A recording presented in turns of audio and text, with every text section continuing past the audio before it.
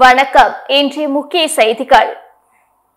புதுச்சேரியில் வாழும் அனைத்து முஸ்லிம் சகோதர சகோதரிகளுக்கும் புதுவை முதல்வரின் பாராளுமன்ற செயலாளர் ஜான்குமார் பக்ரீத் வாழ்த்து தெரிவித்துள்ளார்.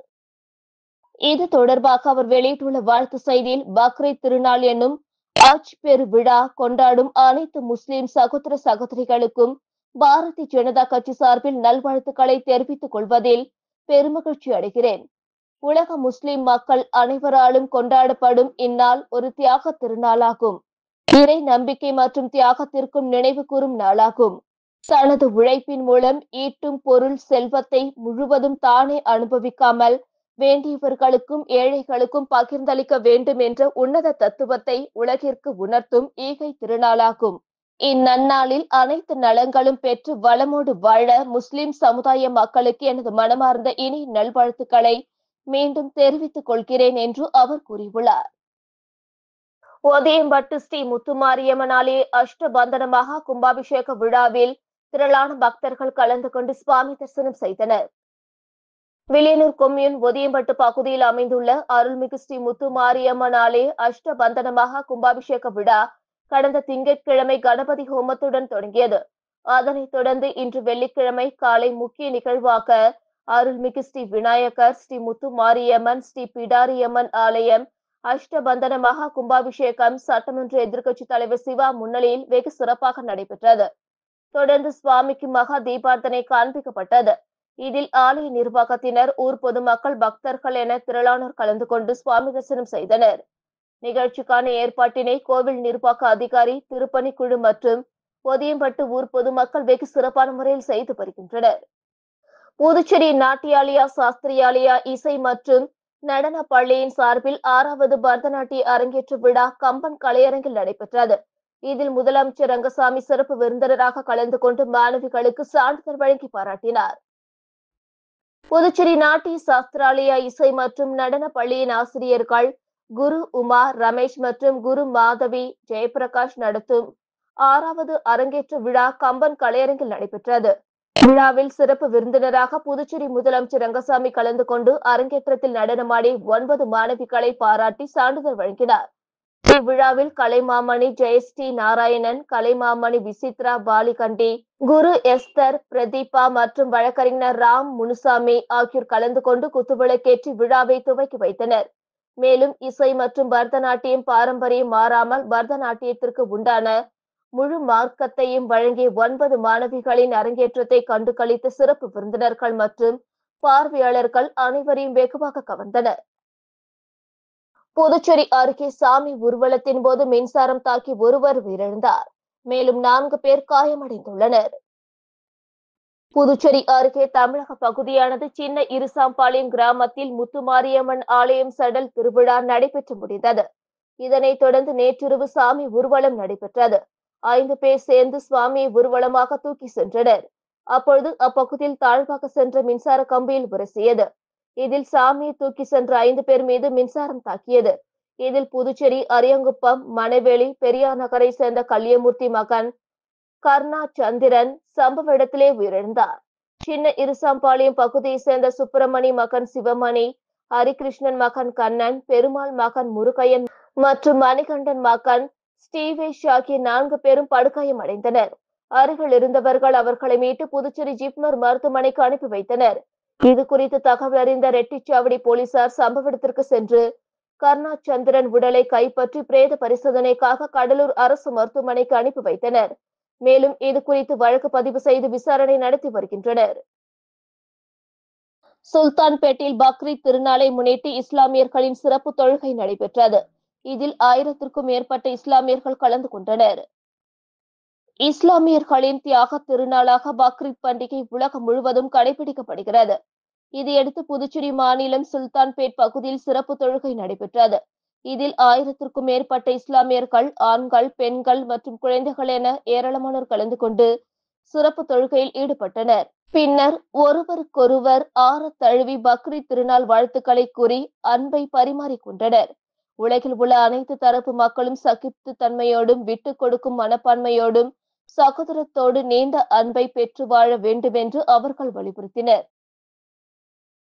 திருபுவனை சட்டமன்ற தொகுதிக்குட்பட்ட சோரப்பட்டு கிராமத்தில் இந்திரா நகர் சாலையை மேம்படுத்தும் பணிக்கான பூமி பூஜையை சட்டமன்ற உறுப்பினர் அங்காளன் தொடங்கி வைத்தார்.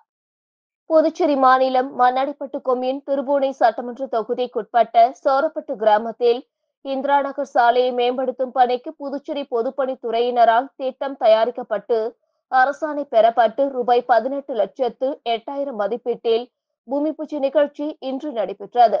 இந்நிகழ்ச்சியில் திருபுவனை தொகுதி சட்டமன்ற உறுப்பினர் அங்காளன் கலந்து கொண்டு விழாவிற்கு தலைமை தாங்கி பூமி பூஜை செய்து பணியினை தொடங்கி வைத்தார். இந்நிகழ்ச்சியில் புதுச்சேரி பொதுப்பணித்துறை கட்டிடங்கள் மற்றும் சாலைகள் வடக்கு கோட்ட செயற்பொறியாளர் கண்ணன், உதவி பொறியாளர் சீனிவாசராம், இளநிலை பொறியாளர் தமிழரசன் மற்றும் கிராம பிரமுகர்கள், ஊர் பொதுமக்கள், சட்டமன்ற உறுப்பினரின் ஆதரவாளர்கள் என திரளானோர் கலந்து கொண்டு விழாவினை சிறப்பித்தனர். திருபுவனை சட்டமன்ற தொகுதிக்குட்பட்ட சிலுக்காரிபாளையம் கிராமத்தில் புதுச்சேரி அரசு மகளிர் மற்றும் குழந்தைகள் மேம்பாட்டுத் துறையின் மூலம் ரூபாய் 35 லட்சம் செலவில் புதிதாக கட்டப்பட்ட அங்கன்வாடி மைய கட்டிடத்தை சட்டமன்ற உறுப்பினர் அங்காளன் திறந்து வைத்தார்.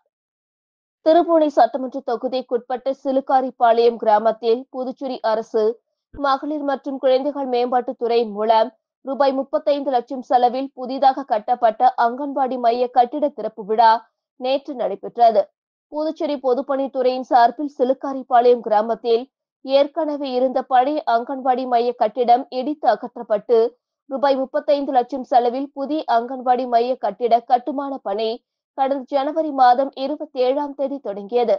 அங்காளன் எம்எல்ஏ பூமி பூஜை செய்து கட்டுமான பணியை தொடங்கி வைத்தார். இந்த நிலையில் கட்டுமான பணிகள் அனைத்தும் நிறைவடைந்த நிலையில் திறப்பு விழா நேற்று நடந்தது. விழாவிற்கு தொகுதி எம்எல்ஏ அங்காளன் தலைமையேற்று ரிப்பன் வெட்டி கட்டிடத்தை திறந்து வைத்து குத்துவிளக்கேற்றி மையத்தின் சேவையை துவக்கி வைத்தார். தொடர்ந்து திறப்பு விழா கல்வெட்டையும் திறந்து வைத்து குழந்தைகள் மற்றும் பொதுமக்களுக்கு இனிப்பு வழங்கினார். விழாவிற்கு மகளிர் மற்றும் குழந்தைகள் மேம்பாட்டுத்துறை இயக்குநர் முத்துமீனா, பொதுப்பணித்துறை செயற்பொறியாளர் கண்ணன், உதவி பொறியாளர் சீனிவாசராம், குழந்தைகள் நல வளர்ச்சி திட்ட அலுவலர் நிர்மலா ஆகியோர் முன்னிலை வகித்தனர். அங்கன்வாடி பணியாளர்கள், ஆசிரியர்கள் மற்றும் சட்டமன்ற உறுப்பினரின் ஆதரவாளர்கள் உட்பட பலர் கலந்து கொண்டனர். பங்கு சந்தை மூலம் அதிக லாபம் பெறலாம் என்று போலி செயலி மூலம் ஆசை காட்டி புதுச்சேரி வாலிபரை ஏமாற்றி 54 லட்சம் ரூபாய் மோசடி செய்த அசாம் வாலிபரை இணையவழி போலீசார் கைது செய்து சிறையில் அடைத்தனர். புதுச்சேரியை சேர்ந்தவர் ராஜ்குமாரன். இவர் பேஸ்புக்கில் பங்கு சந்தை விளம்பரம் ஒன்றை பார்த்து அதில் இருந்த லிங்கை கிளிக் செய்து வாட்ஸ்அப் குரூப்பில் சேர்ந்துள்ளார். இதையடுத்து ராஜ்குமாரனை மஞ்சு பச்சிச்சா என்பவர் வாட்ஸ்அப் கால் மூலம் தொடர்பு கொண்டு டெலிகிராம் குரூப்பில் சேர்த்து பங்கு சந்தை பற்றி விவரங்களை அறிமுகப்படுத்தி 83% லாபம் பெற்று தருகிறோம் என்று கூறியுள்ளார். மேலும் SPIS என்ற ஆப் லிங்கையும் அனுப்பி பதிவிறக்கம் செய்யுமாறு தெரிவித்துள்ளார்.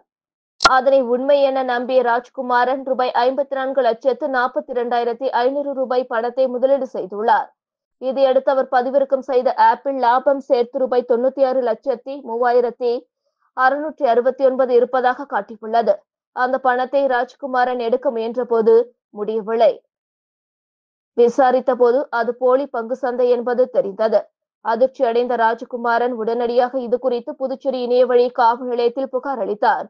விசாரணையில் அசாம் மோரிகான் மாவட்டத்தை சேர்ந்த அஜிபூர் ரகுமான் என்பவர் இந்த மோசடியில் ஈடுபட்டது தெரிய வந்தது. உடனே அசாம் விரைந்த இணையவழி தனிப்படை போலீசார் அஜிபூர் ரகுமானை கைது செய்து புதுச்சேரி அழைத்து வந்து நடத்திய விசாரணையில் இவர் மீது 30க்கும் மேற்பட்ட மோசடி புகார்கள் இருப்பதும் அவரது சகோதரர் வங்கி கணக்கில் ரூபாய் 2.50 கோடி பண பரிவர்த்தனை நடந்திருப்பதும் தெரிய வந்தது. அவரிடமிருந்து ஒரு சிம் கார்டு, 3 செல்போன்கள், வைஃபை இன்டர்நெட், 2 லேப்டாப், 2 லட்சம் பணம் ஆகியவற்றை பறிமுதல் செய்தனர். பின்னர் அவரை புதுச்சேரி நீதிமன்றத்தில் ஆஜர்படுத்திய போலீசார் காலாப்பட்டு மத்திய சிறையில் அடைத்தனர். இந்த வழக்கில் தொடர்புடைய மேலும் 3 பேரை தேடி வருகின்றனர். புதுச்சேரி அரசு வருவாயை அதிகரிக்க மதுபானங்களை தொடர்ந்து பத்திரப்பதிவு கட்டணத்தை உயர்த்தியுள்ளது. புதுவையில் நிலம், மனை விற்கும் போது 10% முத்திரை தாள் கட்டணம் செலுத்த வேண்டும். இந்த வருவாயை பத்திரப்பதிவுத்துறை, உள்ளாட்சித்துறை தலா 5% பிரித்துக் கொள்ளும். ஒவ்வொரு ஆண்டும் நிலம், வீட்டு மனை வழிகாட்டு மதிப்பு வெளியிடப்படும். இந்த நில வழிகாட்டி மதிப்பு 1.5% உயர்த்தப்பட்டுள்ளது. இதன்படி முத்திரை தாள் கட்டணம் ரூபாய் 10,000ற்குள் இருந்தால் பதிவுக்கு ரூபாய் 150 கட்டணம் உயர்த்தப்பட்டுள்ளது. ரூபாய் 10,000க்கு மேல் நிலமதிப்பு இருந்தால் ஒவ்வொரு 1000ற்கும் ரூபாய் 15 உயர்கிறது. கணினி சார்ந்த நகல்கள் பெறும் கட்டணமும் ரூபாய் 100 என புதிதாக நிர்ணயிக்கப்பட்டுள்ளது. இதற்கான உத்தரவை வருவாய்த்துறை சிறப்பு செயலரான ஆட்சியர் குலந்துங்கன் பிறப்பித்துள்ளார். பெருந்தலைவர் காமராஜர் நூற்றாண்டு வீடு கட்டும் திட்டம் மற்றும் பிரதான் மந்திரி ஆவாஸ் யோஜனா 2.0 திட்டத்திற்கான வருமான சான்றிதழ் பெறுவதற்கான விண்ணப்பத்தினை அமைச்சர் சரவணன்குமார் பயனாளிகளுக்கு வழங்கினார். குடிசை மாற்று வாரியம் புதுச்சேரி பிரதான் மந்திரி ஆவாஸ் யோஜனா 2.0 அனைவருக்கும் வீடு கட்டும் திட்டத்தின் கீழ் ஊசுடு தொகுதி பயனாளிகளுக்கு வருமான சான்றிதழ் பெறுவதற்கான விண்ணப்பம் வழங்கும் நிகழ்ச்சி நடைபெற்றது. இதில் ஊசுடு தொகுதியின் சட்டமன்ற உறுப்பினரும் ஆதி திராவிட நலத்துறை அமைச்சருமான சரவணன்குமார் கலந்து கொண்டு விழாவிற்கு தலைமை தாங்கி பிற்படுத்தப்பட்டோர் மற்றும் மிகவும் பிற்படுத்தப்பட்டோர் என சுமார் 69 பயனாளிகளுக்கு ரூபாய் 5 லட்சம் மதிப்பீட்டில் கல்வீடு கட்டும் திட்டத்திற்கான வருமான சான்றிதழ் பெறுவதற்கான விண்ணப்பத்தினை வழங்கினார். இந்நிகழ்ச்சியில் துறை அதிகாரிகள், பாஜக தொகுதி நிர்வாகிகள் உட்பட பலர் கலந்து கொண்டனர். புதுச்சேரியில் பக்ரீத் திருநாளை முன்னிட்டு இஸ்லாமியர்களின் சிறப்பு தொழுகை நடைபெற்றது. இதில் 1000ற்கும் மேற்பட்ட இஸ்லாமியர்கள் கலந்து கொண்டனர். இஸ்லாமியர்களின் தியாக திருநாளாக பக்ரீத் பண்டிகை உலகம் முழுவதும் கடைபிடிக்கப்படுகிறது. இதையடுத்து புதுச்சேரி தமிழ்நாடு தௌஹீத் ஜமாத் கிளை சார்பில் கடற்கரை காந்தி திடலில் சிறப்பு தொழுகை நடைபெற்றது. இதில் 1000ற்கும் மேற்பட்ட இஸ்லாமியர்கள், ஆண்கள், பெண்கள் மற்றும் குழந்தைகள் என ஏராளமானோர் கலந்து கொண்டு சிறப்பு தொழுகையில் ஈடுபட்டனர். பின்னர் ஒருவருக்கொருவர் ஆற தழுவி பக்ரீத் திருநாள் வாழ்த்துக்களை கூறி அன்பை பரிமாறிக்கொண்டனர். உலகில் உள்ள அனைத்து தரப்பு மக்களும் சகிப்பு தன்மையோடும் விட்டுக் கொடுக்கும் மனப்பான்மையோடும் சகோதரத்தோட நீண்ட அன்பை பெற்று வாழ வேண்டும் என்று அவர்கள் வலியுறுத்தினர். வன்னியர் குல சத்திரியர்கள் நடத்தும் 6வது நாள் பிரம்மோற்சவ விழாவில் வன்னியர் பாதுகாப்பு பேரியக்க நிறுவன தலைவர் செந்தில் பொதுமக்களுக்கு அன்னதானம் வழங்கினார். வில்லியனூர் பகுதியில் அமைந்துள்ள அருள்மிகு ஸ்ரீ கோகிலாம்பிகை உடனுரை ஸ்ரீ திருக்காமீஸ்வரர் ஆலயத்தில் பிரம்மோற்சவ விழா வெகு சிறப்பான முறையில் நடைபெற்று வருகிறது.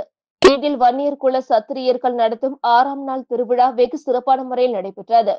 இதில் வன்னியர் பாதுகாப்பு பேரியக்கம் சார்பில் மாநில செயலாளர் முருகன் ஏற்பாட்டில் அன்னதானம் வழங்கும் நிகழ்ச்சி நடைபெற்றது.